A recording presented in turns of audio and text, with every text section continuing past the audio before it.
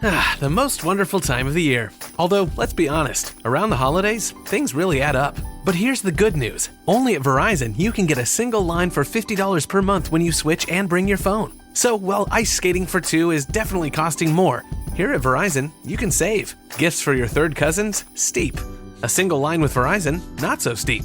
A real tree? Pricey. A single line with Verizon? Less pricey.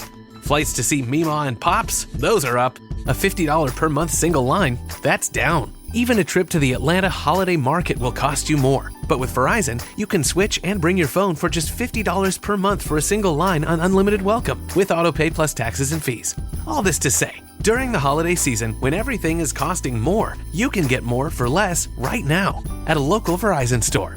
$15 monthly promo credits applied over 36 months with a new line on unlimited welcome. In times of congestion, unlimited 5G, 4G LTE may be temporarily slower than other traffic. Domestic data roaming at 2G speeds. Additional terms apply.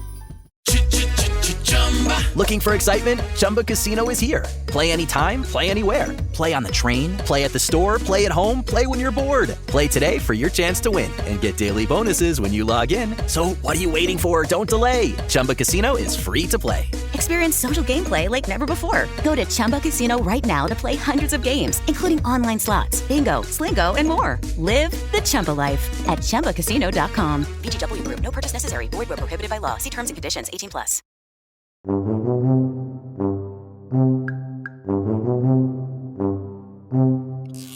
Welcome back to Talkin' Shit, where we are talking all sorts of shit. Schitt's Creek, that is. I'm Jess Sterling, and today we are talking about Season 3, Episode 13, the Season 3 finale called Grad Night. And of course, as always, I am joined here by someone who once a year likes to go by the name Damian Steele. Oh gosh, no. There's oftentimes in this show, I go through like peaks and slumps with Roland, and I think, oh, he's funny. And then stuff like this happens. I'm like, buddy, didn't need to know that much. Yeah. Go away, get away from me. Have you ever used a fake name at a hotel? Not necessarily for like these reasons, but like generally. No, like me neither. Because what happens if like you go to pay with a credit card and it doesn't match the name that you've? That's given my them? worry. Like, I don't want to get accused of like trafficking or something well, awful. Also, like, I don't think you can like pay in cash sus? anymore. Like for most hotels, because they require like a deposit, so you need to pay with a card. Yeah. If anything, I want them to know who it is. I want them to like prepare for my arrival. It's fucking Stuart. Oh my god. Wild. Anyway, this episode is incredible. I couldn't even help myself, and I pretty much hyped it to you immediately after last episode because I was just so excited to rewatch it, and didn't disappoint me, Stuart. I know you're just as in love with it. Yeah, I was going to do the whole, was it? Oh, you did overhype. No, this was everything. I need to try and temper this reaction because when I watched it, I was all capsing all the messages to you. I was freaking out. Then I rewatched it shortly before we recorded this, and I was exactly the same. My excitement for it was through the roof because everything happened. Everything. Oh, it was adorable, and I don't know how the show has the gall to be this adorable. It's ridiculous. Yeah, it really is a warm hug of a show, and it's such an incredible finale because it feels like, once again, you know, we've talked about character arcs, we've talked about the growth narratives for each character. It feels like they're all yet again hitting new kind of like marking points in their growth journeys. And every single Rose family member is having an incredible episode this episode, and it's just so fun to see. I think in terms of laughs per minute, you know, a warm hug, like sentimental moments, it has all of those things.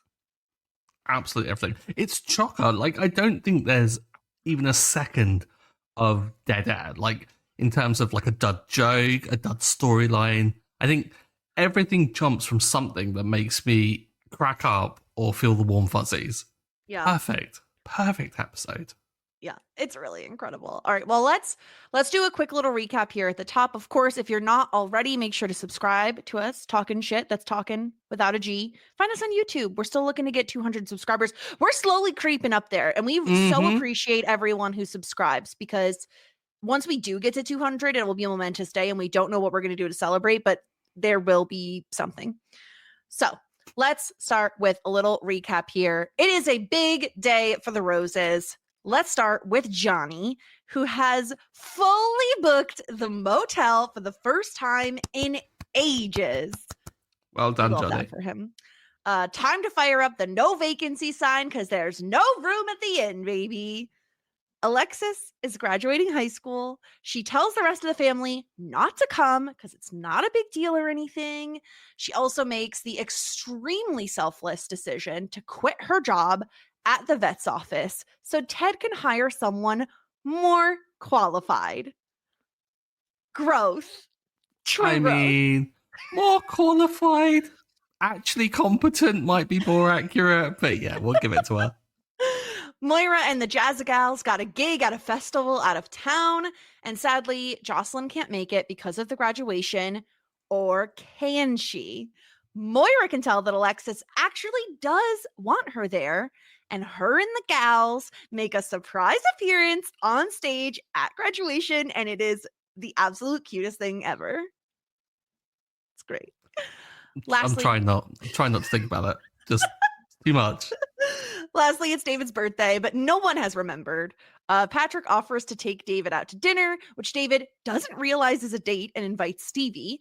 Thankfully, Stevie is a smart cookie and gets the hell out of there, but not before giving David a little bit of a point thumbs up when it comes to Patrick.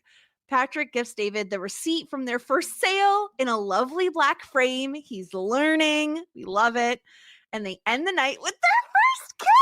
Oh my God. And we all collectively lose our minds. What a lovely way to end the season, Stuart. It was. I pride myself on having a slight branding with like friends and family of being like the cynical, slightly heartless one. I always have the cold takes on everything. This kicked me in the gut with how like adorable it was. And so when they had the kiss and it all came, I was like, this is what I needed. I felt like I raw dogged COVID by not watching this. Like, you know how people go on planes and they don't listen to music? I feel like I went through COVID on hard mode. This isn't fair, right? Yeah, it's so funny you say that. Yes, because this is a show that definitely got people through the pandemic. Yeah. Specifically, the series finale aired during the pandemic. And Stuart, I mean, I'm not going to spoil the series finale for you, but I will spoil like a tiny thing in terms of my reaction to it. You know me, I hardly ever cry at media. It is just not, I don't know why. It is not something I do. Barely anything ever brings me to tears that I am like watching, reading, experiencing. The finale, no, I cried. I full on cried. And Wow. blame, pandemic on top of just the feels, but like it was, yes, I cannot, it's going to be a while till we get there. But now we can officially say. Now we can say it.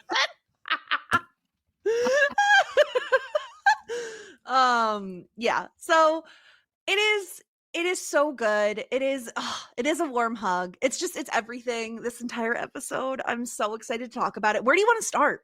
Because there's so many good things. Okay. Should we start with what I think is perhaps the weakest of all of the storylines going on? I'm so scared at which storyline you're going to say, because I'm like, which one is the weakest? I mean, which one would you think it is? I think you're probably going to say Johnny because you hate Johnny. I don't hate Johnny. But please tell me, which is the weakest season? I mean, it was Johnny's. Our weakest, I mean, it's a good achievement, and like I loved when he tells Denise to Stevie that like they have finally fully booked it. Stevie does look really proud, and there's a lovely moment there.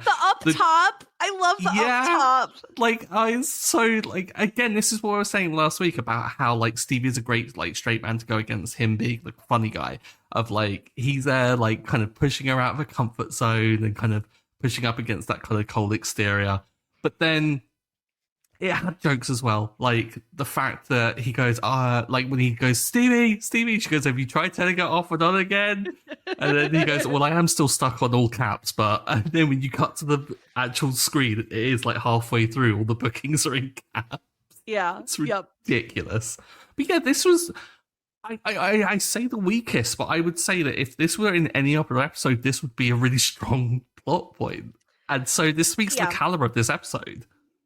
Yeah, I love everything about this, right? Like from Johnny being so proud of them, like the little team that could, like he is so proud. And he pulls that out of Stevie too, because without Johnny there being like, isn't this great? Isn't this incredible? Stevie is not going to have, it is, okay, now I'm realizing that I actually do relate to Johnny quite a bit because Stuart, I don't know if this is something, this is news to you. I'm a very excitable person. And what? I know. And there are times when my excitement level is like at a 10 and the other person, usually my husband, it's never at a 10. Like it's probably never even really at a 5. And so it's hard for me sometimes because I'm like, why are you not as excited as I am? You know, like up top, you know, like, come on. So I'm the Johnny in this situation, but I do think he kind of pulls it out of Stevie in a way to like, for her to actually be like, yeah, no, that is exciting. That's great. You know, it's like, okay, well, we need to get a no. Need to get a no because there is now no vacancy. Yeah. It's I love so that was cute. how Stevie expressed like a bit of like joy and happiness in the moment of just like, of course she makes a dry joke about how, it's been broken for so long. Yeah. Of course. Yeah. But I understand why this would be, because like sentimentally, yes, there is some like cute stuff here, but it's not as like intense or like as incredible as some of the other things that happen in the episode. Yeah. And my biggest like nit to pick with it, if I was picking nits, again, love this episode. It is absolutely stellar. But like we're here to talk about it, so I feel like it's my job to like poke at something. Why is Johnny working the front desk? Like when it's his son's birthday and it's his daughter's graduation, and Stevie is able to go to David's birthday dinner last minute because it wasn't even happening until earlier that day. Like, why can't Stevie cover the desk so that at the very least Johnny can attend Alexis's graduation? Okay, so I've got a theory on this. Okay. I think that there is like Stevie and Johnny must have some sort of a rota of like who has to work when and where. I think Stevie's a good friend and knows when David's birthday is and anticipates that there is going to be something for it and therefore books it off. Whereas Johnny is fucking useless and forgets about it and goes, oh no, I have to work. Yeah, the what is it, the cold open? They like no one remembers it's his birthday. But then why didn't Stevie get him a gift? Or does she's just like, we're not doing gifts. We're not that close. We're not those people. Yeah, maybe she's not a gift person. I can see that. Sometimes. Yeah. Her and David aren't those types of people to get each other gifts. That's not their friendship. I think she's more like, let's go out and I'll pay for your drinks kind of friend. Yes. Like she'll get him drunk. Yeah. Yeah. Yeah. And so I agree with you. I think if we're going to say there is a weakest part of the episode, it is probably this. Granted, it's not weak at all. It's just by comparison. Still very exciting. Still very cute. Yeah. Now, the people that have been ragging on me for like talking mad stuff about Johnny, guard your ears. Why is Johnny getting everyone to do his job for him? Why is he constantly getting everyone to like chip in and help out? Dude, that's your job. Wait, who did he ask this time? He asked Alexis at the beginning. He's like, "Can I have a favor?" Or I have a favor. Oh, right. I have a favor, and she's like, "Oh, can you give me a ride to work?" Yeah. And like even by Moira's own admission that everyone is chipping in. Like, why? Why is everyone doing Johnny's job for him? It feels like a real dad thing where it's like, well, if you have time to lean, you have time to clean. Like that, I feel like Johnny would say something like that, you know? I mean, yeah, it's very much like I'm just going to make my obligation your obligation. And I don't know whether I'm triggered by it because my dad was very much like that as well. He'd be like, oh, if I've got a job, you've got a job. And I'd be like, go away, leave me alone. Yeah, I want to play. I've done my homework. Yeah. Okay, let's talk about Moira and what happens with her, because we start the episode with her like really wanting to do this song for the Jazzagals that it, of course, has like a solo for her. And you know, it's interesting because Alexis straight out the gate is like, no one should come. Like, there's a reason I didn't even tell you about it. Like, don't worry about it. It's fine. But I love the moment between Moira and Alexis when Alexis is like getting ready for the graduation, because even if Moira hadn't shown up at the graduation, I still think that moment is so sweet because, again, if we're going way back to the season 1 finale where Moira is struggling to even say she loves her children to their faces, she is, oh, Alexis, you look so beautiful. Like, don't put that hat on. It'll detract from your face. You're radiant. And her saying like she's so proud of her. Like, I feel like it's night and day. Like, there is so much growth from Moira that like even without her attending the graduation, it's massive. But then to not go to something where she would be the star, theoretically, right? If they go to this festival, she would be the star. Jocelyn isn't even going to be there, so she could also kind of be like in charge of the Jazzagals, if you will. And she decides against it and to perform at her daughter's graduation. Like, it is such a huge thing for Moira to decide to do that. It's such a lovely touch because with the way in which Moira's acting, and I think it's a disservice to think that the growth she's had is her discovering that she does love Alexis. I don't think it's that at all. It's the fact that she recognizes that Alexis does need that kind of, she does need to be validated in some way, because Alexis is always the one that's validating other people. She's always the one throwing her compliments. And for Moira to express Alexis's love language back to her is just such a lovely way of like showing acknowledgement and showing that she is hearing her.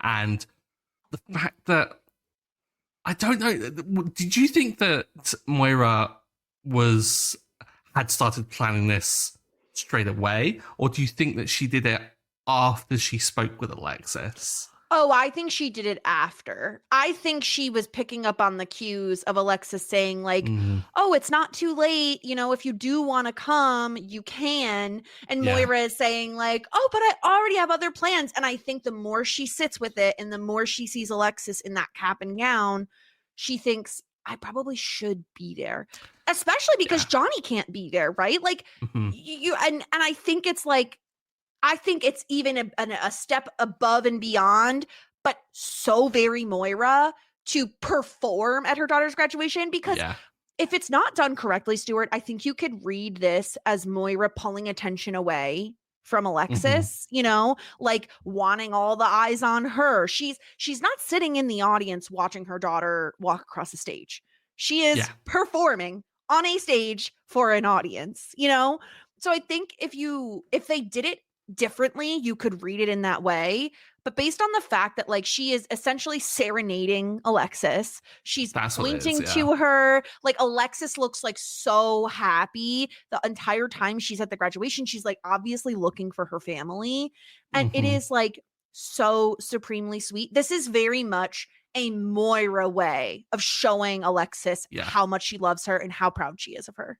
Yeah, because they have the conversation where she like sees Alexis trying on the gown and then pays her the compliments, and then Alexis does ask, like she says, like, oh, admittedly in that kind of wishy-washy way of like, well, you don't have to if you don't want to kind of thing, or if you are busy. It's that very kind of polite way that you don't want to put someone out. But it's that lingering look that Moira gives Alexis as Alexis goes back and accepts that she's not going to be there. And she just like looks, and it holds the shot on Moira just that little bit too long that you know that the cogs are starting to whir.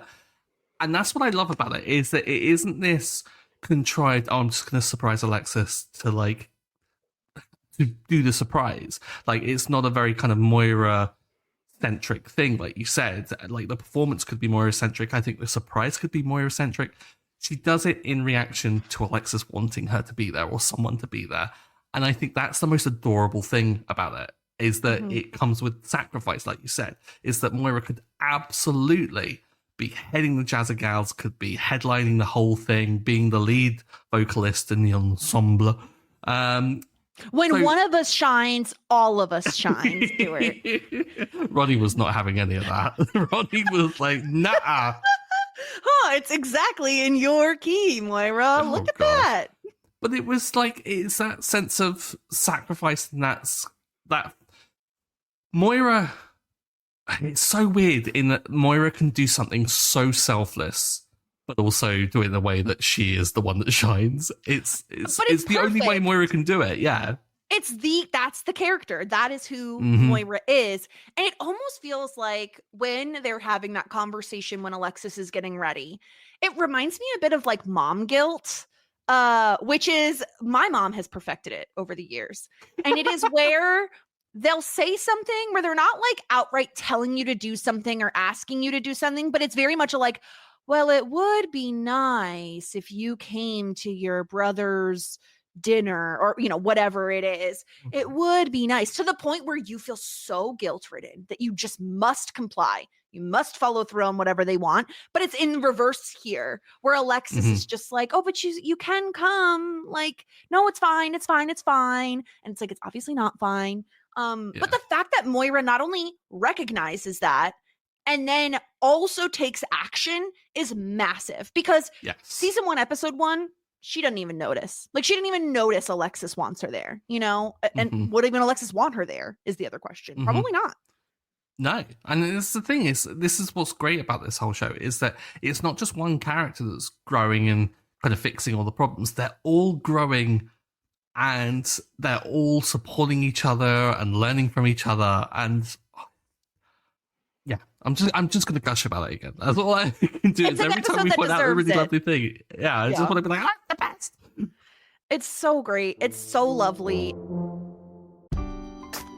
The most wonderful time of the year. Although, let's be honest, around the holidays, things really add up. But here's the good news. Only at Verizon, you can get a single line for $50 per month when you switch and bring your phone. So, while ice skating for two is definitely costing more, here at Verizon, you can save. Gifts for your third cousins? Steep. A single line with Verizon? Not so steep. A real tree? Pricey. A single line with Verizon? Less pricey.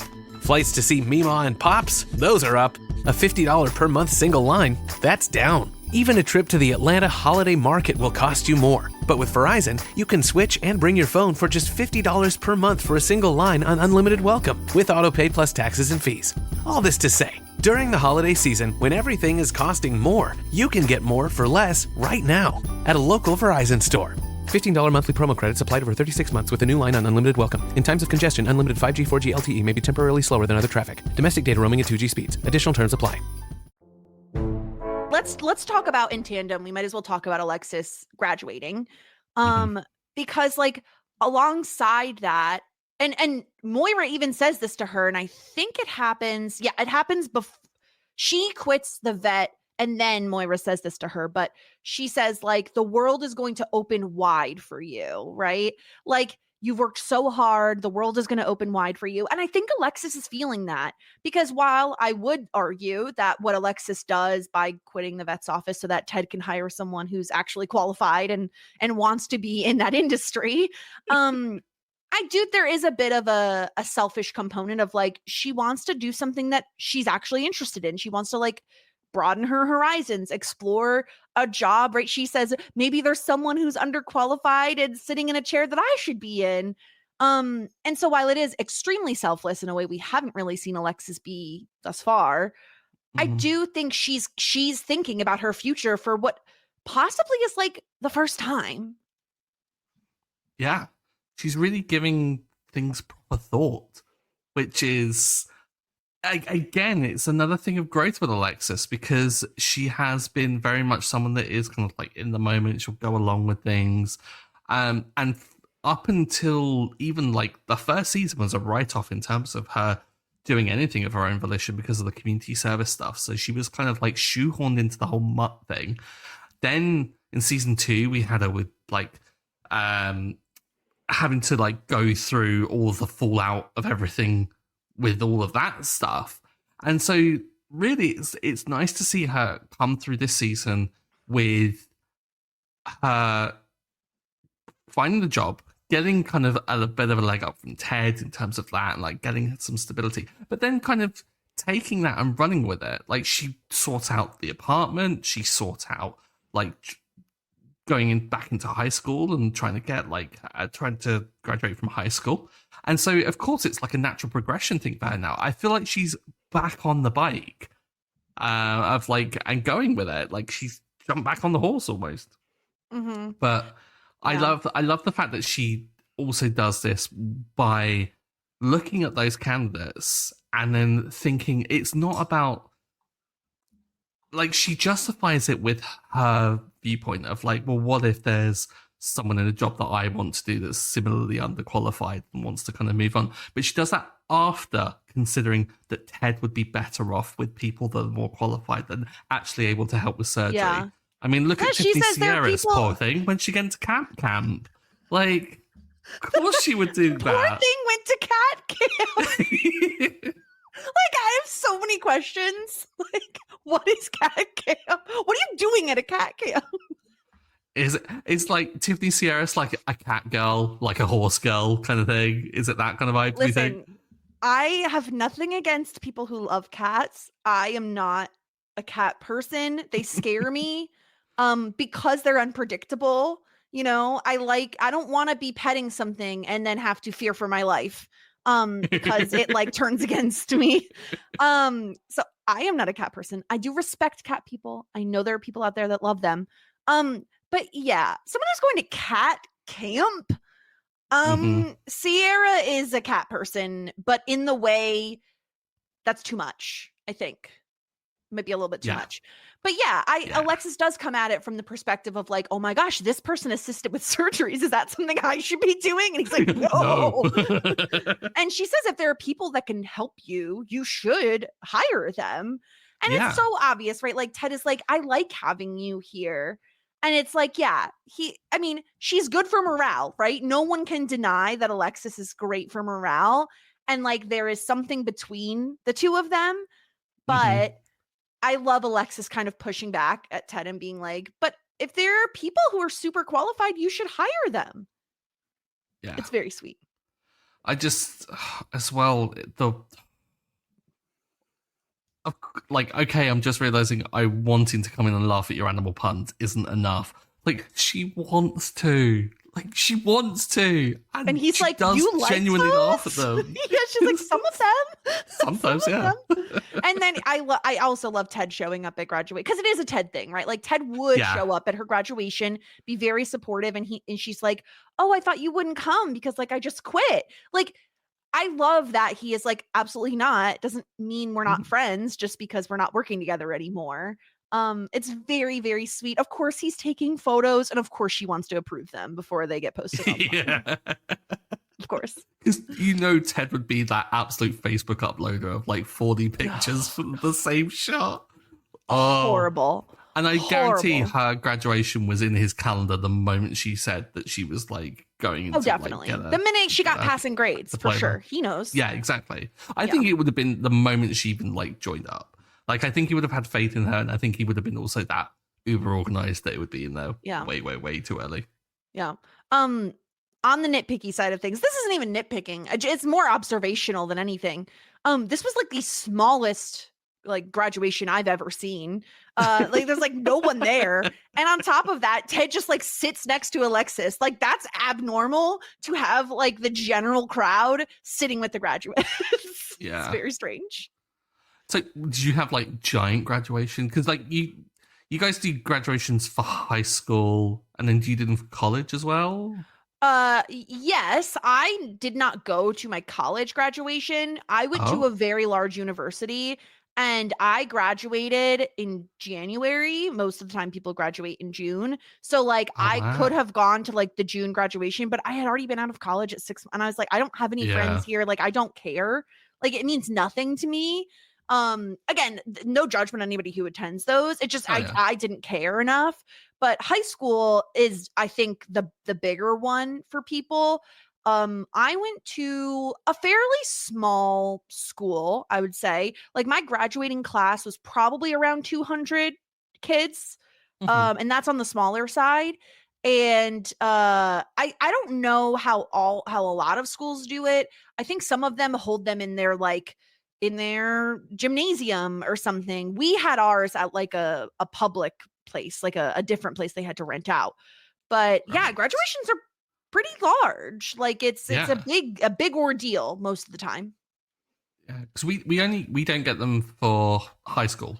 We only get them for university over here, and so So like mine was So a if you big don't deal. go to university, you don't go to like a graduation at all. Nope, That's so wild. So do you do a cap and gown thing though over there too?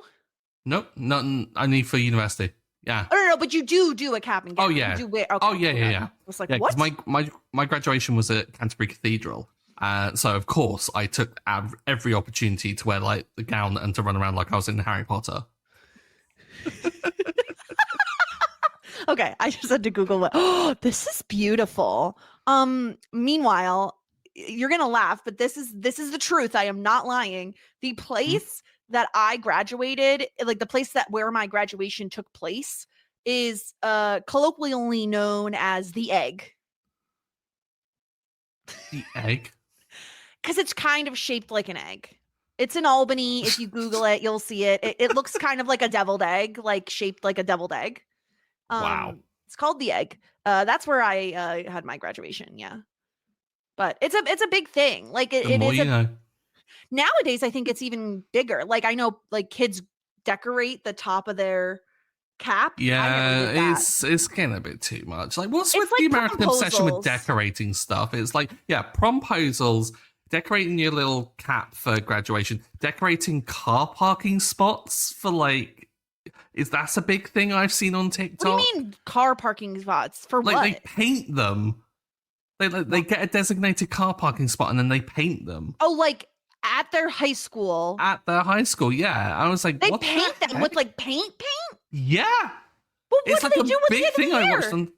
I guess there's just like a bucket load of white spirit that they just go around and like start cleaning everything off with. Is this like a Southern thing? This feels like a Southern thing to me. Possibly, it was very eccentric. It seemed like full on top tier Americana like Well, stuff. because I will tell you right now, again, I went to a small school, a kind of rural school.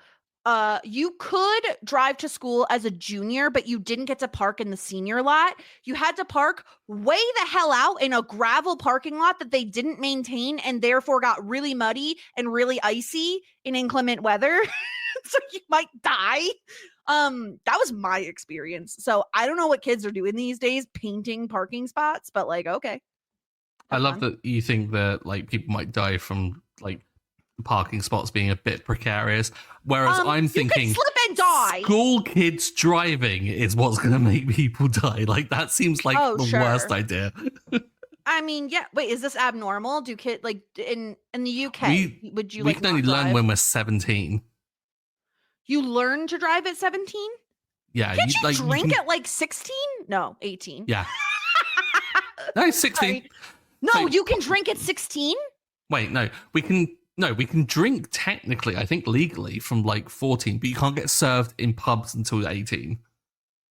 Wait a minute. So Yeah. so if someone bought you a case of beer, you could Yeah, just fine. go. Could you buy a case of beer at 16? No. So you can't buy it until you're 18, but you can You can't drink buy it, but you like, can whatever consume age. it? Yeah. doesn't make Technically, sense. I'm not sure if this is still the case. I could be really showing my age here. But if you go out for a meal, I believe you can get like a pint of beer with your meal, even if you're a kid. That's This, wild. I could be But you absolutely can't drive regurgitating until something you're I don't know is true. 17. But you can't drive until you're 17, no. That's wild. Yeah. a lot of kids in the US don't drive until they're 17 anyway, but where I grew up, you needed a car to get around. Like you could not walk places. So yeah, it's America's big. Anyway, America big. America big. I don't know where. Oh, we were talking about Alexis' graduation. I don't know how we got here. How did we get here? Either way, I also really enjoyed how Alexis wore her gown more like a off the shoulder kind of shawl.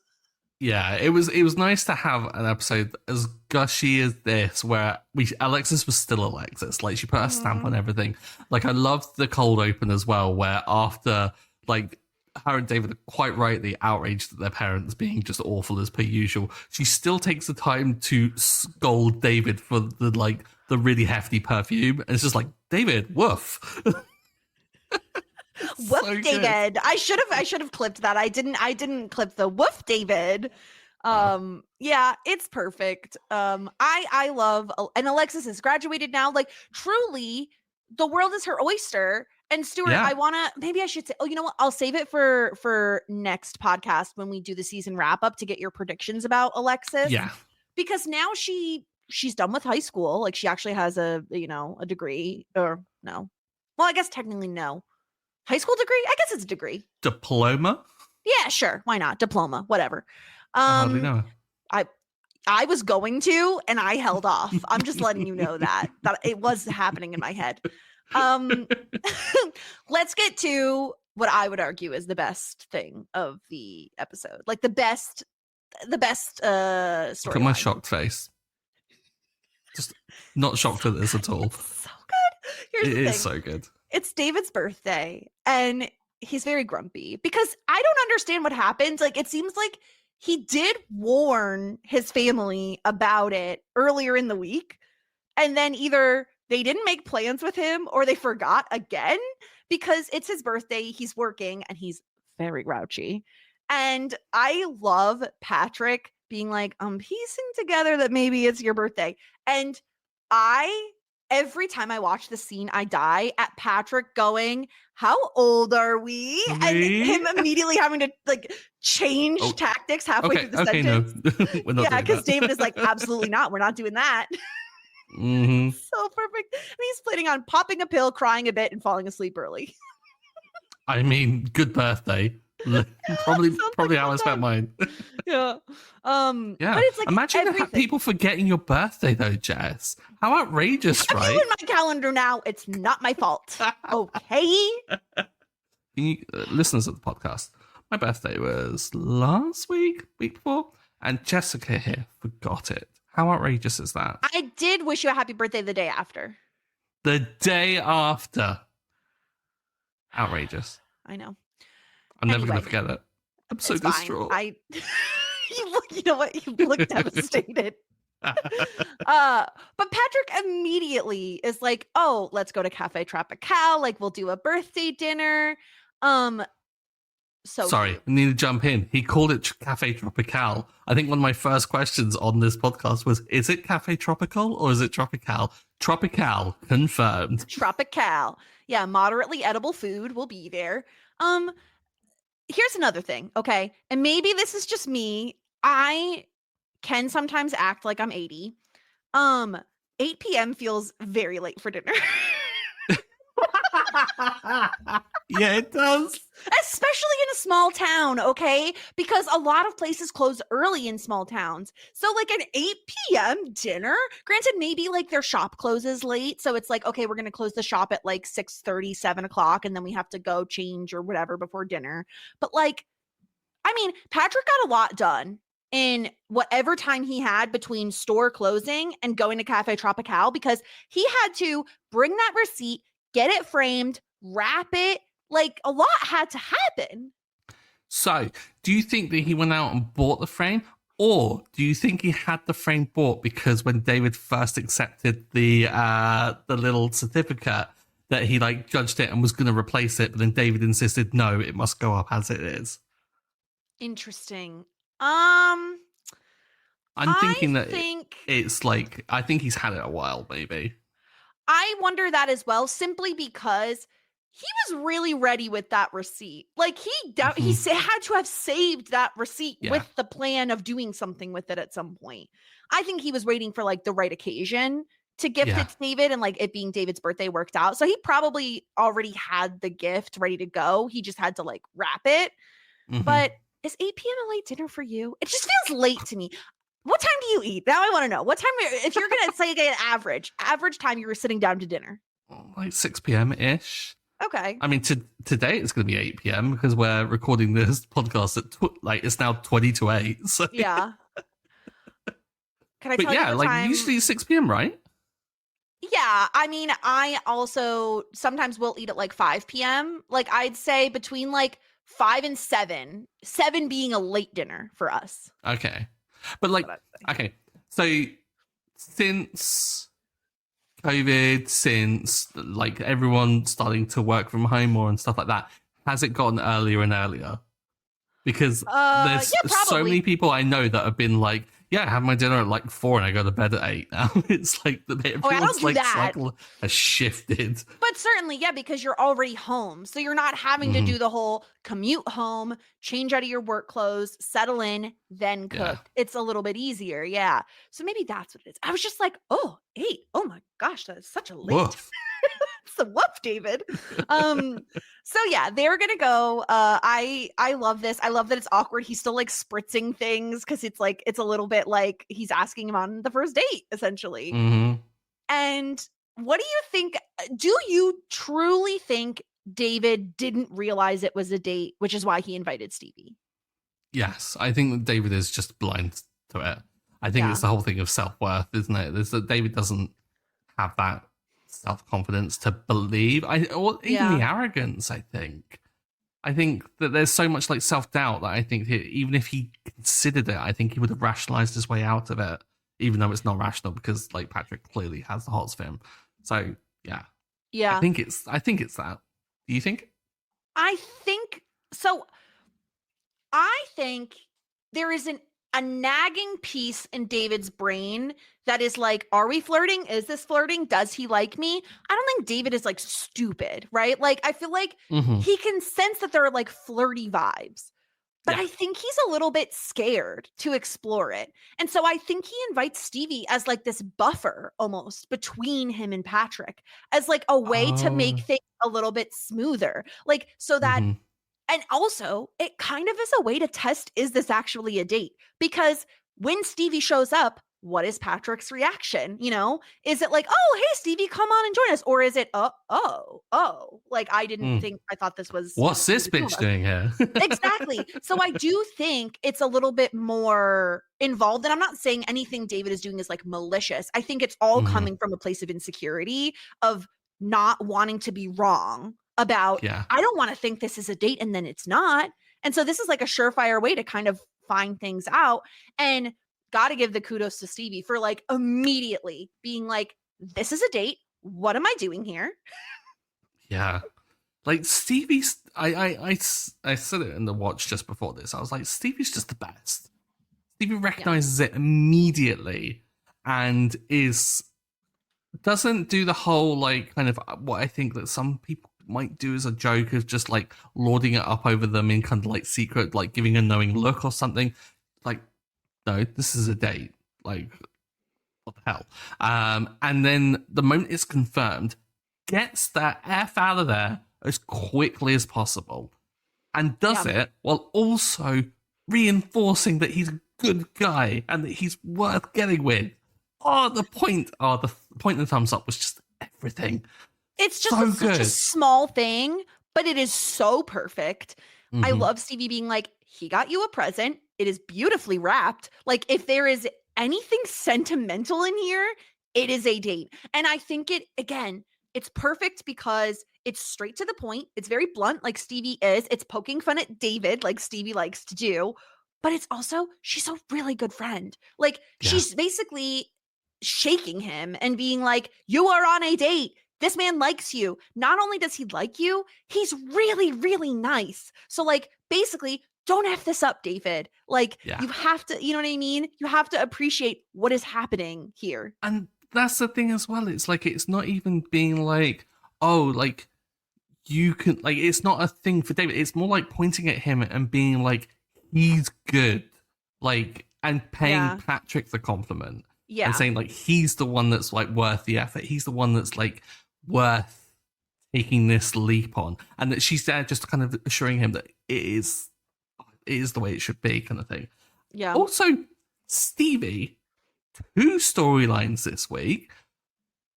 Finally getting the coverage that we needed. Need more Stevie. I'm loving it because everything Stevie was involved in this week was gold. The whole episode was gold. Really great. I put it down to Stevie. Yeah, it was really great. I love her contributions to this episode. And it's great because this, like you were saying before, when we weren't having those moments of going like, oh my God, my heart, this is so sweet. The episode was so funny. The whole bit with the mozzarella sticks and like Twyla wiping off the freezer burn and they've already lost a little bit of their shape coming out from the kitchen. Like it's like Twyla was on form this episode as well. Like the whole thing is the bad news that there's no good news. Like, what the poor Twyla having to endure that as a kid. It was like her aunt or something that said it. I was like, that's horrid. Yeah, and David saying, "Oh, they've done such a wonderful job at editing down the menu. Like it's like it's for the dinner jackets, like the wine pairing with the mozzarella sticks. Like everything was perfect, and of course, it concludes with just this like incredible and funny moment between Patrick and David, where they're, "Oh, I'm so happy I invested in your business," and then of course, David can't bring himself to say, "Yeah, I'm so happy you invested in in the business too," you know? And then it's just so perfect down to the point where David is the one who ends up making the first move to kiss Patrick. And the fact that Patrick thanks him for it because he says he wouldn't have had the courage is just so supremely sweet. It like literally makes me want to fucking die. I want to die into a puddle because it is so sweet and it is so Patrick. And Stuart, you don't even understand the amount of holding back I've had to do on this podcast because I want to scream with how much I love Patrick. I think he is the absolute perfect balance for David. He is sweet in the way that David isn't. And he's like so sentimental, and David tends to be a little bit more skeptical, right? Like they're an odd pairing, but they work so well because Patrick has that thing where he can poke fun at David, and David can take it and poke fun back, and it is like so incredible. I love it so much. Yeah, it's Patrick speaks with a real honesty and a real like clarity, because it's one thing to say thanks after being kissed. That's kind of really kind of like, I think, surface. But it's the fact that he says, like, thank you for making it happen for us. Like, he refers to it as, like, them immediately. And that's what's, like, really endearing. Because, like you said about the sentimentality, is that he's already calling it us. And it's not just thank you for kissing me, like, validating me. Or thank you for kind of, like, having a smooch. It's more than that. It's not just like a kiss. It's something that's very deep and meaningful. And then the fact that he says, "Can we talk tomorrow?" And it's not, "Can we do that again tomorrow?" It's, "Can we talk tomorrow?" One of my, I've gushed about The West Wing before, but one of my favorite lines of all time is a really declarative thing where one character says to another, "I just want to talk." And I think that is probably the most romantic thing possible, because sometimes you do just want to listen to the person that you absolutely adore just talk and talk back with them and like have good communication. And this is what is fantastic, is that Patrick is a great communicator. And one of the biggest problems with a lot of frustrating things. So I was recently watching Normal People, and we had a conversation about it midweek, because what was really frustrating in that TV show is that they had a tumultuous relationship that was inhibited by the fact that they were awful communicators. And what is so refreshing to see in Schitt's Creek is that Patrick, coming out of the gate, is communicating so well and so successfully, and is doing so not in a kind of really kind of clinical, to have a good relationship, we have to talk about X, Y, Z. He's doing it in a very kind of natural way that David responds to incredibly well.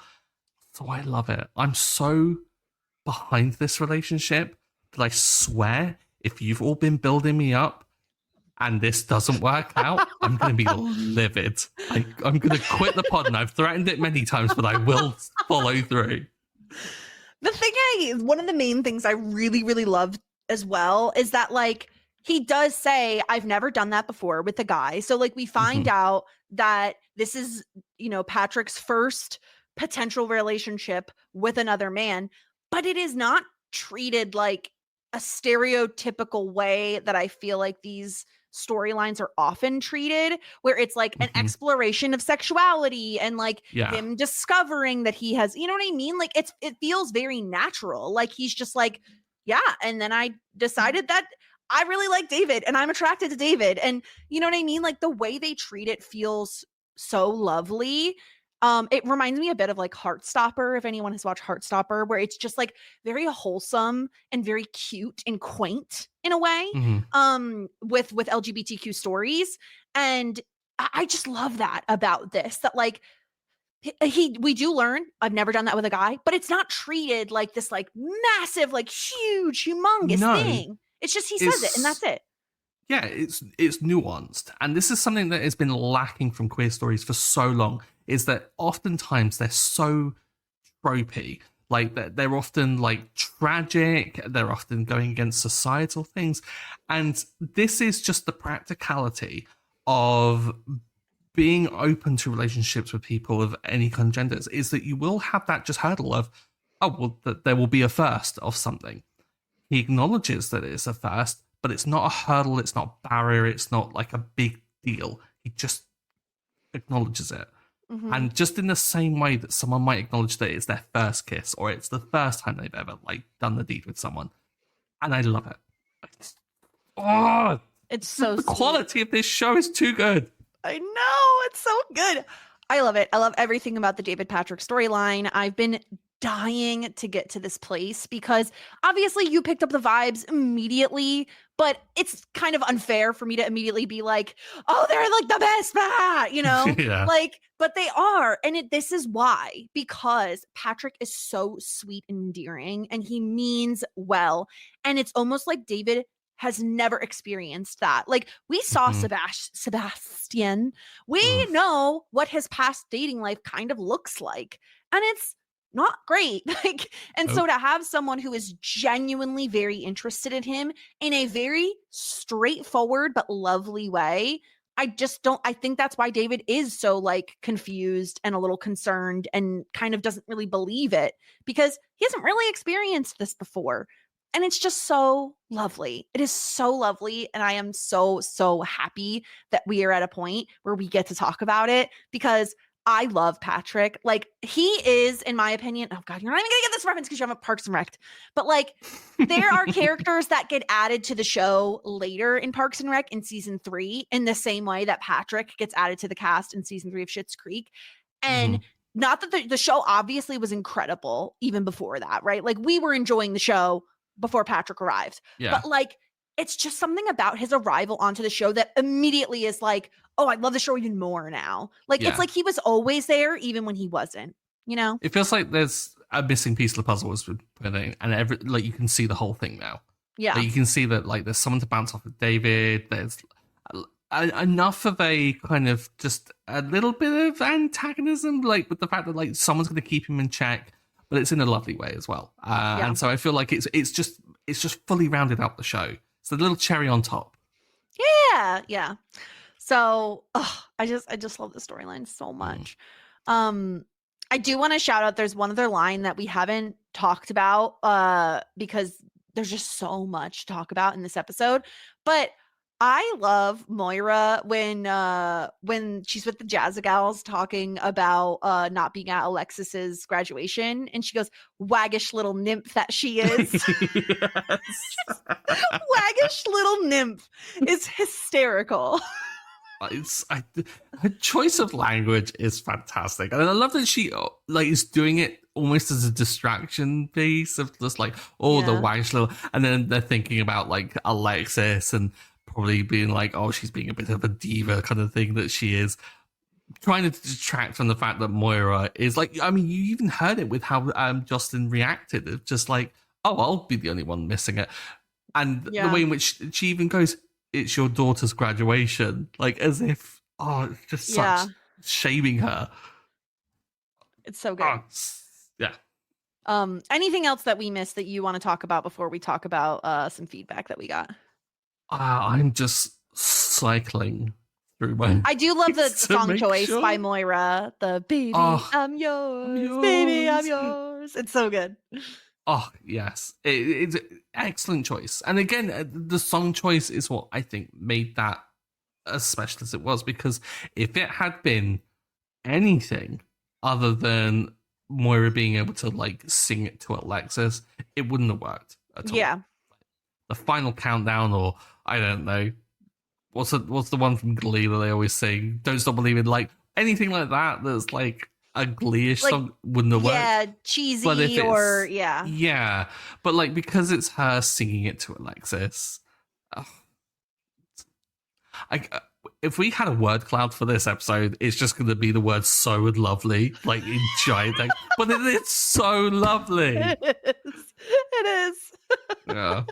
And of course, in typical Schitt's Creek fashion, they have to like cap off the episode with like the ridiculousness of "Happy Day, Alex and Davis." Gosh. So good. Such a great callback to Johnny being awful at phone orders. Because you know it was exactly that situation again. It was the garden all over again. Moira's Rose's garden. Yeah. Do you think that like maybe that might have been a little bit improv? Because I swear Catherine O'Hara was like trying to keep up with Eugene Levy. Like I felt singing? like there was there was something off about it. Just made me think that it was like possibly them just like farting about and just seeing what stuck, which I really We're all loved. jolly good people. Ridiculous. Oh, I love this episode so much. Yeah. Okay, let's get into some feedback that we have here. So Aaron writes in, what a sweet season finale. I really appreciate that Patrick is such a good communicator. I really love the way he said, thank you for making that happen for us. And I'm really proud of David for going in for the kiss because I don't think he'd usually be a first move kind of guy. It's a really beautiful first kiss moment. And I also love how Stevie is all for it. Do you agree? Do you think David is a first kiss guy? Yeah, he's certainly not the one to initiate at all. Like, even when, like, we see the whole him and Stevie thing, it's like them at the same time. They're kind of going off the same vibes with each other. He's not the one to ordinarily go for it. And it's only because of that reassurance. Yeah. Yeah. Aaron continues, I'm glad to see Ted back in my eyeballs because I needed a palate cleanser after watching Hot Frosty. Ted is very, very hot. Jack was something else. Anyway, I love him for turning up to graduation. Yeah. And everything else in this episode is very, very sweet, but those were my favorite bits. Love it so much. We also got an email from Erica. A few points on your friends and family episode. From my experience in Canadian high school, a passing grade is 60%. So Alexis's grades made sense as a pass. Okay, so 60% is passing in Canada.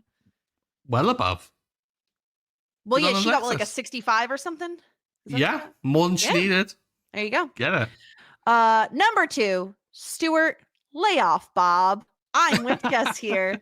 Bob and his jog are amazing and always crack me up. Also, the poor guy is clearly going through it in his marriage. What with Gwen using internet at the library a lot, questionable. Her not wanting Bob home if Christmas World fails, and now her wanting to bring a +1 to the store launch. Clearly things are bad at the cabin. Have some empathy for poor clueless Bob. Didn't even consider the +1 in this whole thing. Oh my gosh. Are we going to see, like, I hope this, like, follows through and this has actually been layering up. Like, she wants a +1, like, menage a trois style. I mean, considering, like, Roland and Jocelyn and their kind of, like, wild sex life. Swinging! Maybe. Yeah, look out for pineapples. We need to see if they have any pineapple tchotchkes. What did they go to that pineapple hotel? Stupid pineapple hotel.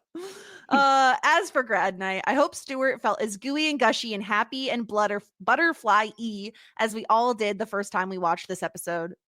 can confirm. Yeah. Yeah. David not realizing Patrick and here on a date is so adorable and also a bit sad. Like he can't fully accept that he's worthy of the affection of a real good person. So I always love when Stevie clearly sees what's going on and like a true best friend opens David's eyes to the situation and leaves. Stevie is great. Totally agree. Also, Moira singing for Alexis just shows how far they've come, and the whole situation nicely echoes when Alexis was sick and needed her mom. This time, Alexis is not the one asking for her mom. Rather, Moira is the one choosing to show up. Finally, Yeah. so good. Oh, I know. It's so I love that we've come a long way from that because, like, Moira was really like strong-armed into showing affection during when Alexis was sick. Yeah. Now she doesn't have. Now she just does it of her own accord. It's so sweet. It'd be better if she knew the graduation was happening. But again, we have. I mean, you can only hope so much. You know, we have to have a little patience. We know people that are awful with calendars. Doesn't necessarily mean that they don't care. Yeah, just means they're unorganized. You know who you are. Oh God. Anyway. We also got an email from Natalie. Hello, Jess and Stuart. I absolutely love your podcast and it brings so much joy to my life. I look forward to listening every week and have a reason to go back and watch the episodes. That is so sweet. Wonderful. And guess what? It's so lovely. This week's episode will be very special to me, and I thought you would appreciate how the timing lines up, as I do. This episode is all about Alexis graduating and David's birthday, and it just so happens that within just over the next week, I have both my college graduation and my birthday, making this episode extra special to me right now. Well, happy birthday, Natalie. I don't know if you're hearing this on your birthday or after your birthday or whatever, but happy birthday. If it is on your birthday, be thankful that Jess has remembered it. But congratulations! Also, that means Natalie is also a Sagittarius. Yes. I also have to say that I love this episode so much, as I'm sure many people do. I've seen it so many times, and there are so many iconic moments that not only include great one-liners, such as very uninterested in that opinion and woof David in the first scene alone, and such great moments of growth. I can't wait to hear your in-depth analysis of it, and I'm also very excited for you to get to season 4, as it is my favorite season of the show. I'm just gonna look through here because I'm gonna save a little bit of Natalie's feedback for season 4 because there is something she mentions about a specific episode. Ooh. I look forward to listening to all of your podcasts, and I'm very excited to see what comments you have on many episodes to come. Warmest regards and best wishes, Natalie. That's lovely. Speaking of specific quotes, it's just jogged my memory of one that I wanted to mention. David towards the end, a bold claim. Just such a good clapback. I love it. Yeah, it's so good. But it's like the tit for tat they have with each other is so great. I love that one. All right. It is time. Let's get into our ratings for the episode. This is like, if we thought last episode was tough, I feel like this episode is extremely difficult to pick a winner and a loser. Like, okay. All right. Who is simply the best, Stuart? And there's so many candidates. There really is. It feels impossible. Okay. I talk contenders. I want it to be Stevie because, of course, pointing thumbs up, being just brilliant as Stevie is. I want it to be. Oh God! I want it to be Alexis for nominating herself to quit, so that not because she wants to quit, because she likes turning up to hear his awful puns. She wants to do it because Ted could do with someone that is better. It's just so lovely. I'm going to say it again. So lovely, so lovely. Moira as well for doing that. Well, I don't think I can't give it to Patrick. It's got to be Patrick, right? That's Yeah. It's extremely difficult to just give one point this episode. And I will say my top 2 contenders were Alexis and Patrick. I feel like because Alexis both has a selfless moment at the vet's office, wanting Ted to hire someone who knows what they're doing, who is enthusiastic, who's gone to cat camp. It's really sweet and shows a lot of growth from her. Also, she's graduating, which is a big deal. And I also appreciate that she does ask her family to come. Like, she does say to Moira, like, if you want to come, you know, like, I just think all of that stuff is so supremely sweet. And it makes me want to give the point to Alexis. But Patrick, like, but Patrick, like, the gift, the fact that he, like, makes David have a really great birthday. Like, David was having a rough day and he really improved it. The fact that he is such an excellent communicator, that he says, thank you for doing that for us. Like, everything about these moments. And even when Stevie arrives, right? Like, a shittier person would have been like, what? Why is Stevie here? Yeah. Like, he goes with the flow immediately. Just rolls with it. He rolls with it immediately because he's like, this must be what makes David feel more comfortable. Like, I'm fine with that. Like, it is so beautiful and wonderful. And he wears all blue all the time. And I don't know why. I love that as well. But I have to also give my point to Patrick. And it's really hard to not give it to other people because there are so many worthy contenders. Just know that I thought really hard about this. And ultimately, it's going to be Patrick. Because he's just the cutest, most adorable. Okay. Disgruntled pelican point. Stuart, who's a disgruntled pelican this episode? There are so few contenders. Yeah. That it comes down to, I think, the regulars. Which means the that I'm regulars, going to get some more hate. Because, okay, I think let's go obvious. Roland is always up there, right? Because Damian Steele. He call him by his name, Stuart. One day a year. No. Damian Steele. But like, does he actually do anything that's that bad in this episode? Why is he showing up so late to the motel to get his key? He could have shown up any time during the day to get that key. Because he's not going to collect the key and then go about his day. He's going to collect the key when he goes to the hotel to use it to hook up with Jocelyn. Okay, but counterpoint, he knows it's graduation night because he says they only play this role play game once a year on graduation night. He knows he has to know Alexis is graduating. Like, could he not have picked up the key earlier in the day? But does he know that Johnny's working that night? Like, for all he knows, Stevie's covering the shift. And what's Stevie got to do with the graduation? I mean, because she's friends with Alexis, kind of. This is birthday. Clutching at straws. I'm saying, like, also he's wasting Johnny's time, like, so much here. And my other question is, why doesn't Johnny recognize Roland's voice on the phone when Roland is the one who books the motel? I guarantee he was putting on the voice. Like, he was like, hello, it's Damian Steele. Damian Steele. Come to a cinema near you. It gives Michael Scott Goldfinger. What is the thing he writes? Michael Scarn. That's the energy it gives. Yeah. Oh gosh, it's horrible. Anyway, sorry. Continue. I didn't watch that episode again. Fantastic. Yeah. So I mean, like, Roland is, I think, always a contender, possibly, unless he does something that kind of really kind of elevates him up.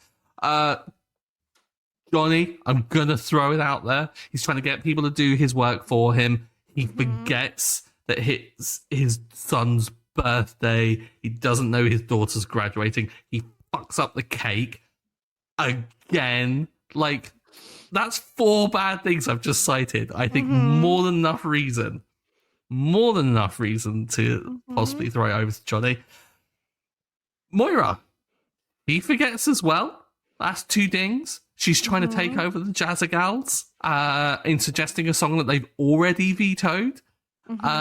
She is willing, even when she realizes that Jocelyn is going to her daughter's graduation and she's not, she still wasn't necessarily going to go. So that's quite bad. Twyla for still issuing those giant menus. Mozzarella sticks. The bad mozzarella sticks, the freezer bird. Also, it did very much crack me up when Twyla's like, is this all? Because I have to go. And I'm like, you're the only waitress here. I love it. I'm padding around it because I'm trying to avoid what I want to do, which is I'm giving it to Johnny. I don't care what any of you say. Leave me alone. I'm so happy that I'm not the one getting hate mail, because I get hate mail on Shit 90 Shows Taught Me about my pure disdain for a particular character who it's nothing. I think you're justified in that hate. Thank you. Because Yeah. you are like, Johnny sucks sometimes. And I am like, this man is ruining everything. He's the worst human that's ever existed. So a little bit different. No, I'm not taking away points from Johnny in this episode. Absolutely not. No, Roland sucks. Like, he knows Alexis is graduating. All he wants is attention. He wants to go to the motel and be like, oh, I've got a reservation, Johnny. And Johnny to be like, no, you don't. Look at my reservation list. You're not here. He's like, that's because it's under Damian Steele. Like, he wants the attention. He could have gone earlier in the day. This is a very small town. He easily could have picked up that key earlier. Like, no excuses. Also, stop telling people about your little kinks with your wife. Like, just go do them. The entire world doesn't need to know about your sexual exploits, Roland. Okay? Like, they especially don't need to know your weird little pet names for each other when you're undercover or whatever the hell. Like, I don't know if they change up their names from year to year. He seems to like already know what hers is. So yeah, it's dumb and I hate it. Lisa Merriweather. Hardly know her. It's like, why? That's my question, is why? Like, go have fun with your wife. Stop involving other people in it. Unless, again, pineapples. Maybe I'm a bit of a Roland apologist here, because I kind of think that maybe he brags so much, kind of because he's a bit of a douchebag. But I think also there's a hint of him kind of bragging because he loves Jocelyn that much. And he's like, can you believe I get to bang her in such weird ways? Like, can you believe I get to bang her in such weird ways? You should see what we do at home with the tchotchkes. Exactly. Straight up that butt. Yeah. It's also just like, why isn't Roland at the graduation watching his wife perform? You know? Like, what? Come on. No, that's I'm just adding a little thing on the top. It's like a sprinkle of hatred. But no, I really hate Roland. I find him to be like, he's so, like you said, he's very braggadocious about his sexual exploits with his wife in ways that, like, people don't need to know about, Roland. Okay? Yeah. Keep it to yourself, Damian Steele. I can't. Just, he's so funny though. It's so funny. He's the worst. Okay. Well, those are our ratings. Luckily for us, there is a wig this episode, and it's a great one. The entire phenomenal. She's been holding out on us all season, and then she busts out this one. Phenomenal. You think it's a basic one at first, and then you realize it's like a wig on a wig on a wig. She's what is it? Roxy Andrewsing it. She has a wig on a wig. She has her like. I didn't expect that reference, but absolutely it is. Yeah, she has her like platinum blonde wig and like some low ponytails, like pigtails, and it's very like soft makeup, like very like baby doll fresh face. And then she has this like black wig that almost looks like a headband, but then you're like, wait a minute, that is a tinier black wig on top. And then she has like these like fluffy sleeves. Everything about it is 10 out of 10. It's mostly black with like these gold pants. Like, the entire ensemble is incredible. And of course, she has to be choking herself with her necklace as always. Yeah. I think this outfit maybe forgives the fact that Moira was wearing possibly something quite inappropriate around her neck for most of the episode.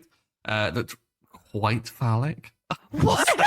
Why did you not warn me? Now I need to pull this up. Hold on a second. I'm Googling. I need to see what she phallic. I don't know. Perhaps I have the dirtiest mind, but I'm pretty sure that she was wearing a vibrator around her neck. No. Hold on a second. I need to quickly find a scene with Moira in it so I can see said necklace, because scrub all the way through.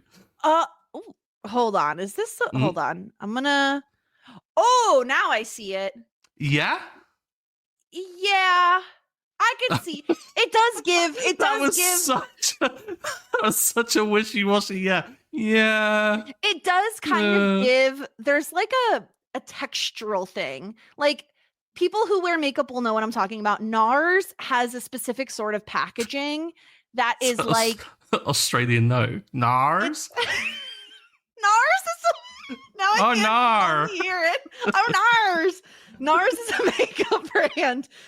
But it has this like soft rubber packaging that is often associated with vibrators, and I feel like that's what that does look like. So, yeah, sure, I could see it. Called it. Anyway, yeah. That's Moira's wig. Incredible. I love it. I think it's maybe her best wig of the season. I feel like she didn't have that many of them. Yeah, not that many. I mean, did we have new car this season? That was this season, wasn't it?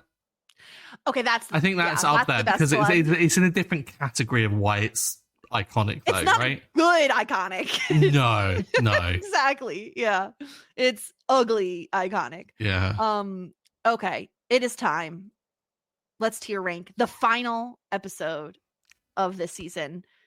I feel like it's probably obvious where this one is gonna go, but I'll let you go first, Stuart. Maybe you think differently than I do.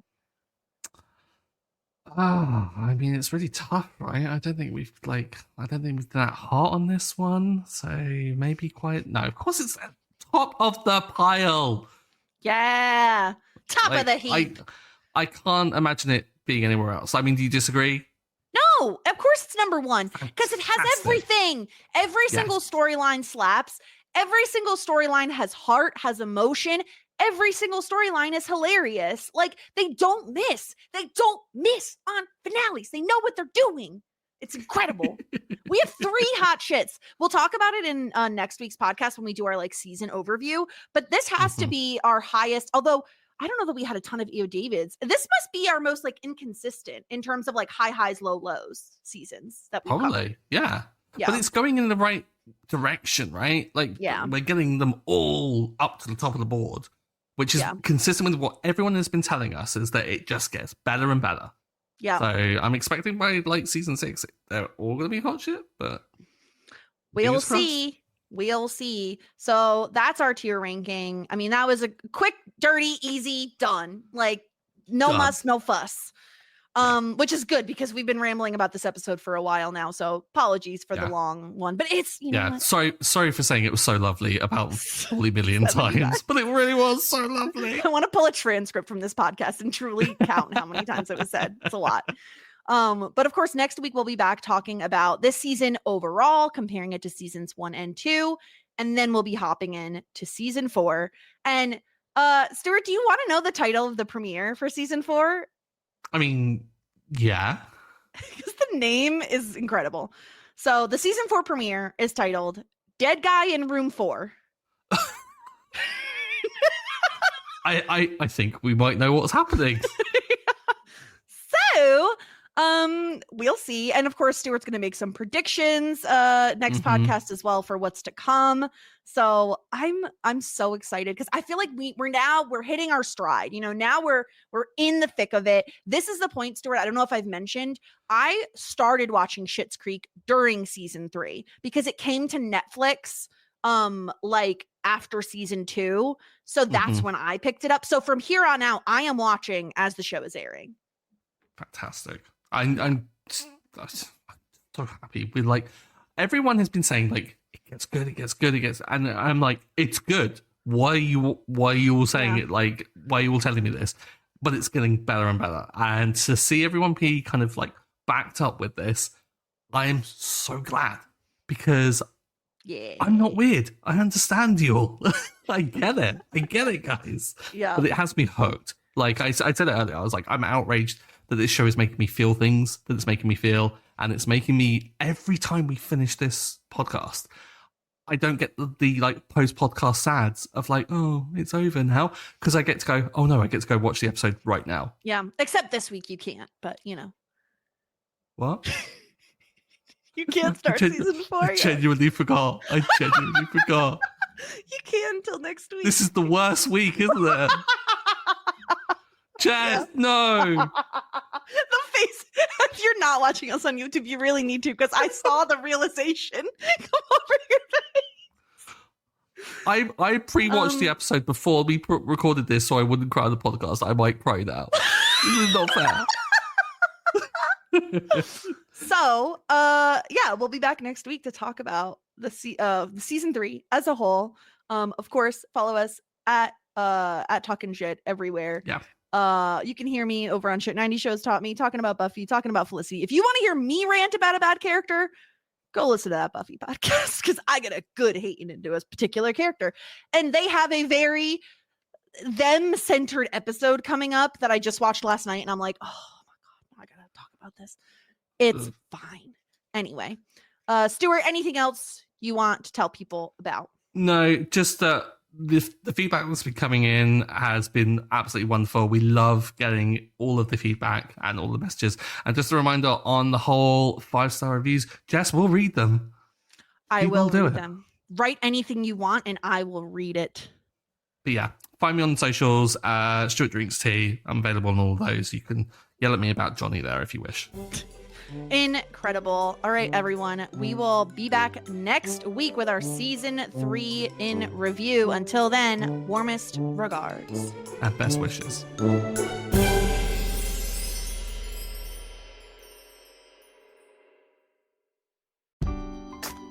The most wonderful time of the year. Although, let's be honest, around the holidays, things really add up.